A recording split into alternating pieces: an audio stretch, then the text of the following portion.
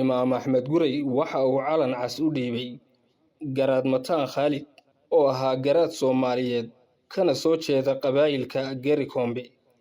Garaad Mataan ayaa ahaa halyey soo majeesta markii ay xaaladdu joogto dagaal iyo gaalo iska dhicin. 110 fardooley ah iyo 3,000 oo ciidamada lugta ayuu raaciyay.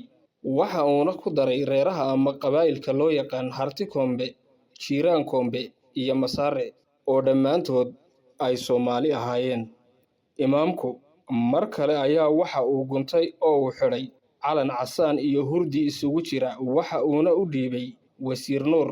Waxa uuna ku daray reeraha Shaawa iyo reeraha Haragaya oo maalintaas horjeego uu ahaa Maxamed Ibraahim oo ahaa imaamka walaalkii. Askartii jareertana Suldaankii Cumarudiin nin ay xagga hooyo